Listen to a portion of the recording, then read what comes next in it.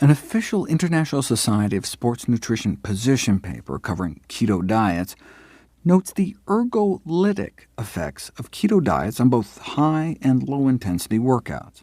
Ergolytic is the opposite of ergogenic. Ergogenic means performance boosting, whereas ergolytic means athletic performance impairing.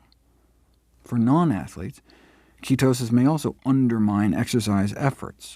Ketosis was correlated with increased feelings of perceived effort and fatigue and mood disturbances during physical activity, suggesting that the ability and desire to maintain sustained exercise might be adversely impacted in individuals adhering to ketogenic diets for weight loss. I already mentioned the shrinkage of measured muscle size among CrossFit trainees, so a ketogenic diet may not just blunt the performance of endurance athletics, but strength training as well. Have people do 8 weeks of all the standard upper and lower body training protocols, bench press, pull-ups, squats, deadlifts, and no surprise, you boost muscle mass, unless you're on a keto diet, in which case there was no significant change in muscle mass after all that effort. Those randomized to the non-ketogenic diet added about 3 pounds of muscle, whereas the same amount of weightlifting on the keto diet tended to subtract muscle, an average loss of about 3.5 ounces of muscle. How else could you do 8 weeks of weights and not gain a single ounce of muscle, but on a ketogenic diet? Even keto diet advocates call bodybuilding on a ketogenic diet an oxymoron. What about bone loss? Sadly, bone fractures are one of the side effects that disproportionately plagues children placed on ketogenic diets, along with growth stunting and kidney stones. Ketogenic diets may cause a steady rate of bone loss, as measured in the spine, presumed to be because ketones are acidic, and so keto diets can put people in what's called a chronic acidotic state. Some of the case reports of children on keto diets are truly heart-wrenching. One 9-year-old girl seemed to get it all: osteoporosis, bone fractures, kidney stones, and then she got pancreatitis and died. Pancreatitis can be triggered by having too much fat in your blood. A single high-fat meal can cause a quintupling of the spike in triglycerides in your bloodstream within hours of consumption, which can put you at risk for inflammation of the pancreas. She had a rare genetic disorder called glucose transporter deficiency syndrome, where you're born with a defect in ferrying blood sugar into your brain. This can result in daily seizures starting in infancy, but a ketogenic diet can be used as a way to sneak fuel into their brains. So a ketogenic diet can be a godsend for the 1 in 90,000 families stricken with this disorder. As with anything in medicine, it's all about risks versus benefits. As many as 30% of patients with epilepsy don't respond to anti-seizure drugs, and the alternatives aren't pretty, including things like brain surgery. This can mean implanting deep electrodes through the skull, or even removing a lobe of your brain. This can obviously lead to serious side effects, but so can having seizures every day. So if a ketogenic diet helps with seizures, the pros can far outweigh the cons. For those just choosing a diet to lose weight, though, the cost-benefit analysis would really seem to go the other way. Thankfully, you don't need to mortgage your long-term health for short-term weight loss. We can get the best of both worlds by choosing a healthy diet. Remember that study that showed that the weight loss after being told to eat the low-carb Atkins diet for a year was almost identical to those told to eat the low-fat Ornish diet? The authors concluded this supports the practice of recommending any diet that a patient will adhere to in order to lose weight. That seems like terrible advice. There are regimens out there like the Last Chance diet, which evidently consisted of a liquid formula made from leftover byproducts from a slaughterhouse, that was linked to approximately 60 deaths.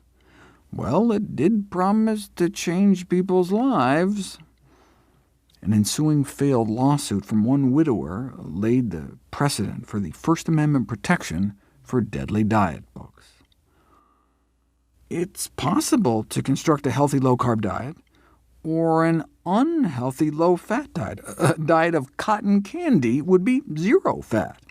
But the health effects of a typical low-carb ketogenic diet like Atkins are vastly different from a low-fat plant-based diet like Ornish's.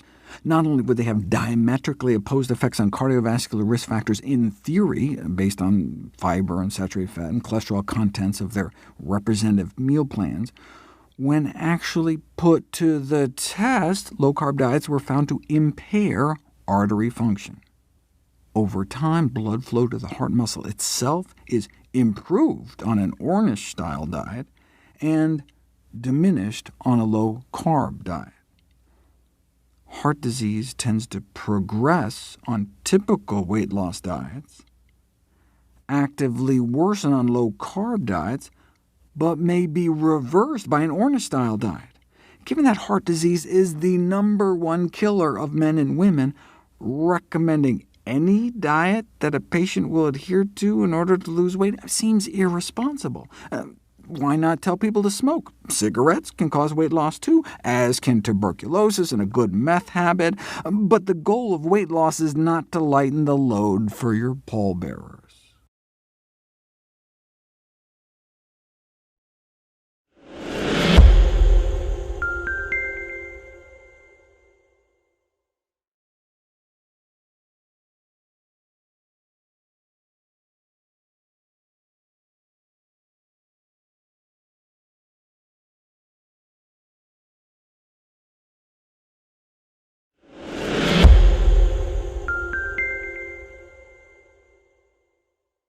What about instead of eating every other day, you ate 5 days a week and fasted the other 2?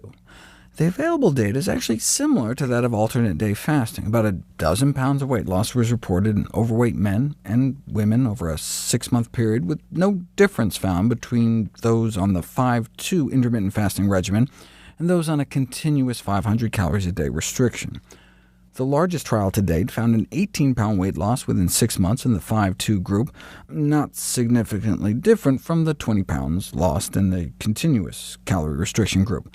Weight maintenance over subsequent 6 months was also found to be no different.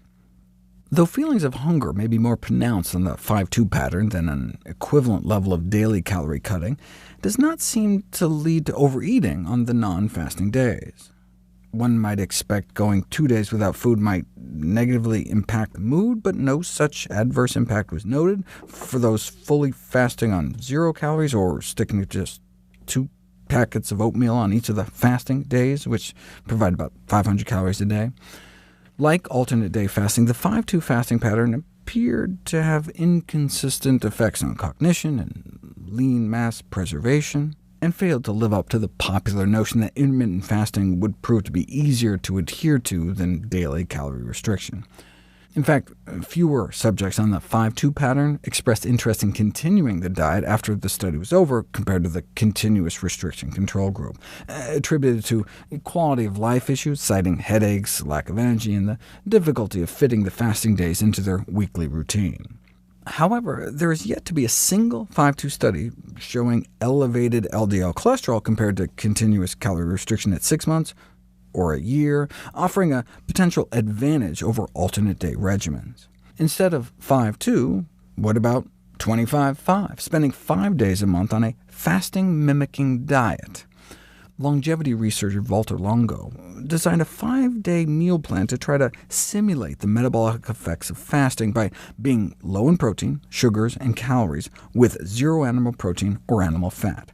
By making it plant-based, he was hoping to lower the level of the cancer-promoting growth hormone IGF-1, which he indeed accomplished, along with a drop in markers of inflammation after 3 cycles of his 5 days a month program.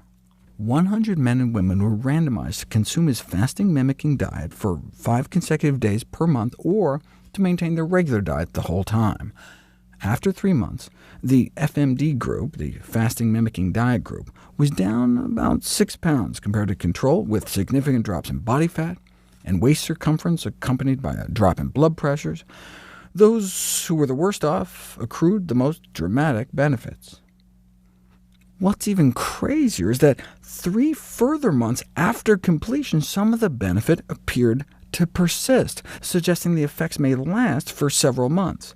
It's unclear, though, if those randomized to the fasting-mimicking diet group used it as an opportunity to make positive lifestyle changes that helped maintain some of the weight loss. Dr. Longo created a company to commercially market his meal plan, but to his credit, says he donates 100% of the profits he receives from it to charity. The whole diet appears to mostly just be a few dehydrated soup mixes, herbal teas like hibiscus and chamomile, kale chips, nut-based energy bars, an algae-based DHA supplement, and a multivitamin dusted with vegetable powder. So I figure, why spend $50 a day on a few processed snacks when you could instead eat a few hundred calories a day of real vegetables?